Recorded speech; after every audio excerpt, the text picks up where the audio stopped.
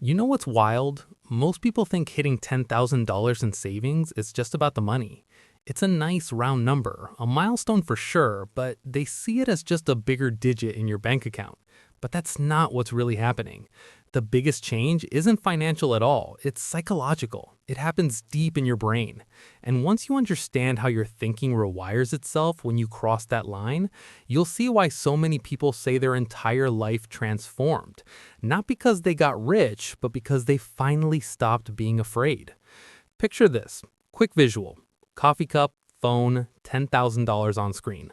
It's a Monday morning. You pour your coffee, scroll through your phone, and there it is: $10,000.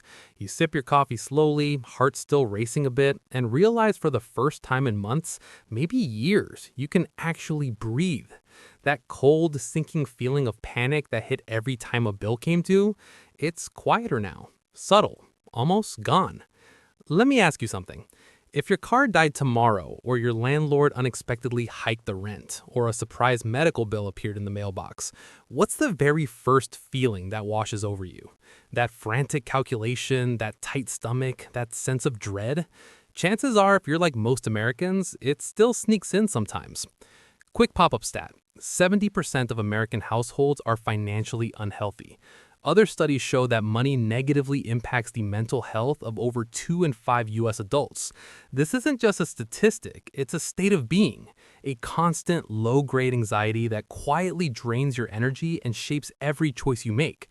But today we're talking about what happens when you break free and cross the $10,000 line, because the change is subtle, psychological, and profoundly liberating. The first thing that shifts is almost invisible, yet it's the most critical. You escape survival mode. With $10,000 saved, you're no longer standing on the edge of a cliff. A single unexpected bill isn't a catastrophe anymore. That background hum of financial dread, the relentless what-if thoughts, cut to visual of bills, starts to fade.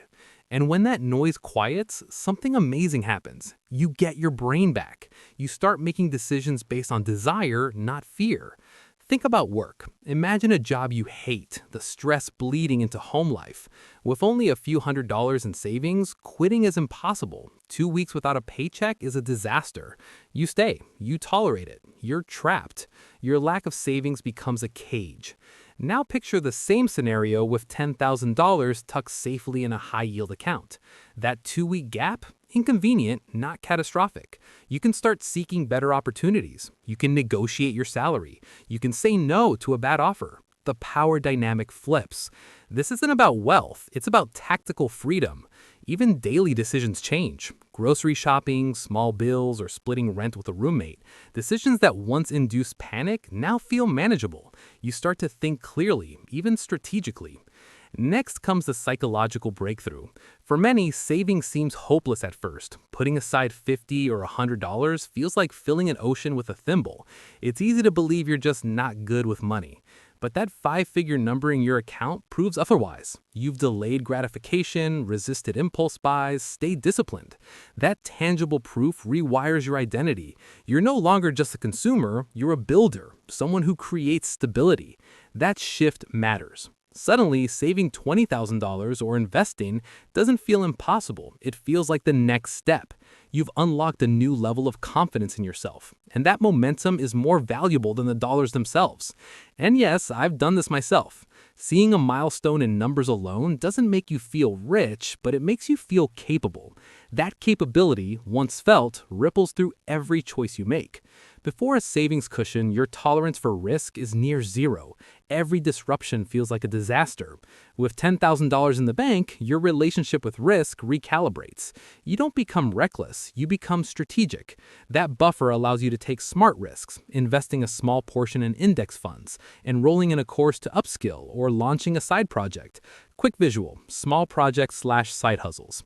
Opportunities that were off limits before are suddenly possible.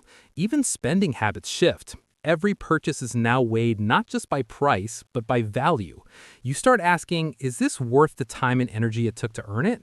Mindless impulse buys lose appeal because you respect the discipline it took to build your $10,000. Consider small US-based examples. freelancing for clients in Austin, selling handmade crafts online from Portland, or tutoring students across the country.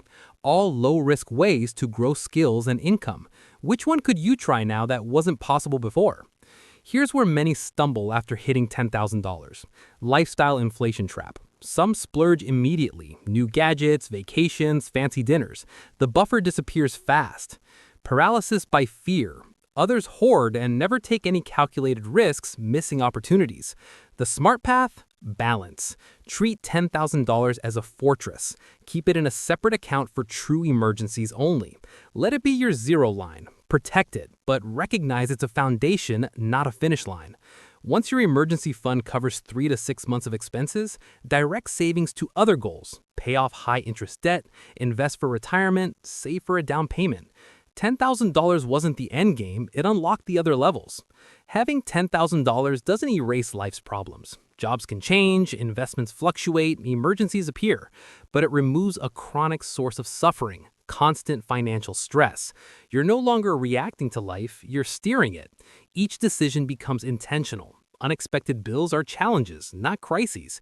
Confidence grows, habits compound. You sleep better, you think clearer. Here's a subtle insight most people miss. $10,000 doesn't change your lifestyle. It changes your lens. Opportunities, trade-offs, and risks are clearer. That perspective often saves more than any bonus ever could. Reflect. If $10,000 taught you strategy, what will $20,000 or $50,000 teach you? The lesson isn't the number, it's the mindset you build. If you want to explore the psychology of money further and learn how small shifts in thinking can lead to massive life changes, subscribe and hit the notification bell. And here's a quick, suspenseful thought. Most people make a mistake after hitting $10,000. Are you about to make it too? Protect your buffer, keep growing, and turn your hard-earned stability into long-term freedom. The first $10,000 isn't about wealth, it's about freedom, control, and confidence. It's the difference between being a passenger in life and taking the wheel. If you haven't reached this milestone yet, know it's achievable. With planning, discipline, and delayed gratification, you can build it. If you already have it, appreciate your progress, protect it, build on it. Use it to design a life aligned with your ambitions, not your fears. Small, consistent steps shape freedom. Each choice compounds. Each habit reinforces your growth. And that's how $10,000 quietly transforms not just your finances, but your life.